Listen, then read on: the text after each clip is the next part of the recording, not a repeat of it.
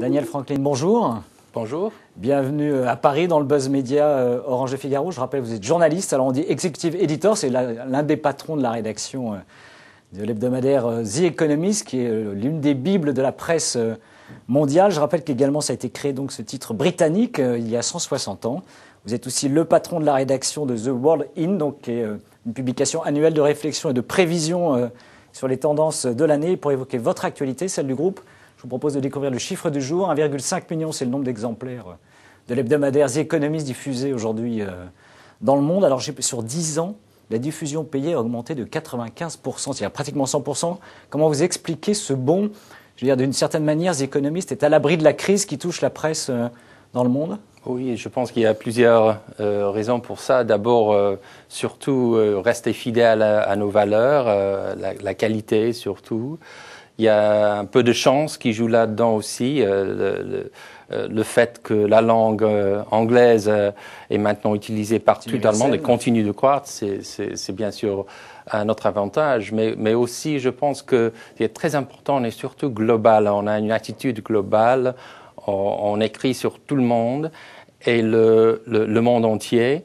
Et le fait que le nombre de personnes qui s'intéressent au monde entier, à ce qui se passe à l'étranger, aux États-Unis, que ce soit en Chine, en Afrique, continent de l'Afrique, n'importe où, et les liens qui expliquent ce qui se passe dans le monde politique ou le monde des affaires, tout ça, c'est pour nous très important. Et le nombre de cet univers, si vous voulez, continue à croître. Et justement, quels sont les pays ou les zones régionales dans le monde qui aujourd'hui tirent la croissance de la diffusion de The Economist?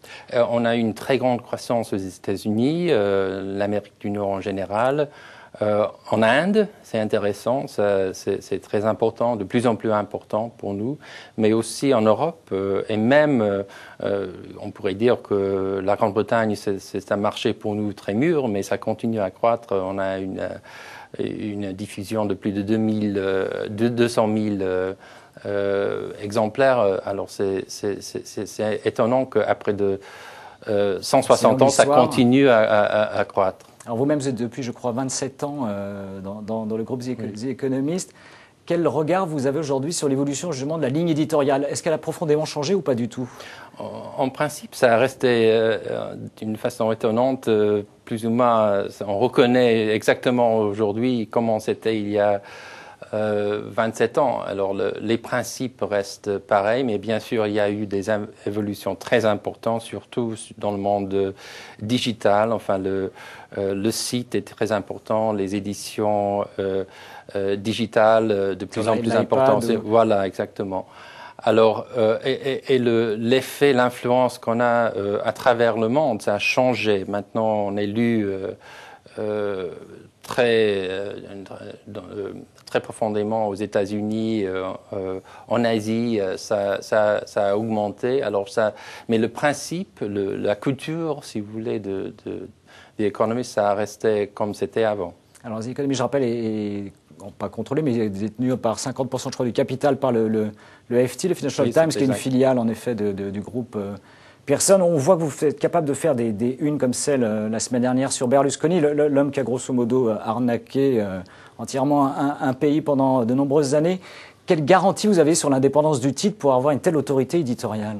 D'abord, c'est important d'avoir la réussite commerciale, c'est fondamental. Sans cela, ça serait plus difficile. C'est une entreprise rentable. Voilà.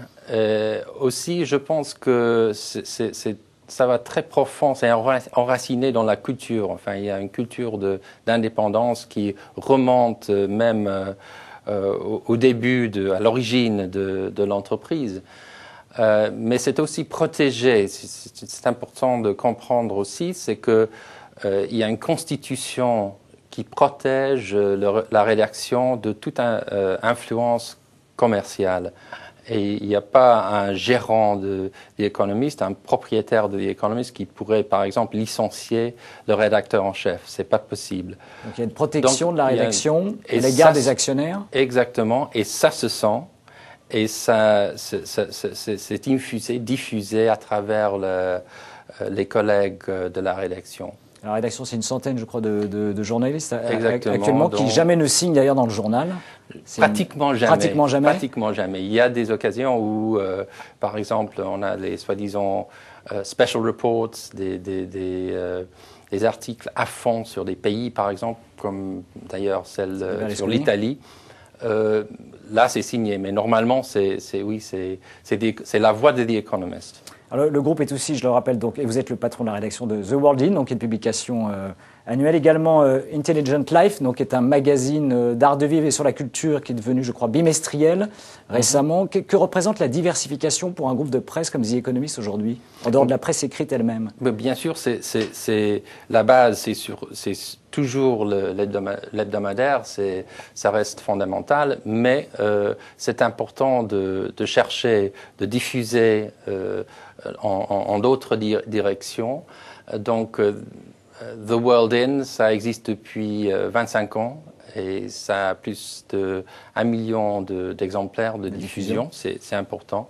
Mais c'est plus récent, Intelligent Life, ça s'agit sur l'échelle culturelle, lifestyle, et ça nous permet d'atteindre des lecteurs nouveaux. Eh bien, Daniel Franklin, merci d'être venu à Paris dans le Buzz Media et très bon week-end. Et nous nous retrouvons également lundi pour un nouvel invité. Merci encore et très bonne journée. Merci beaucoup.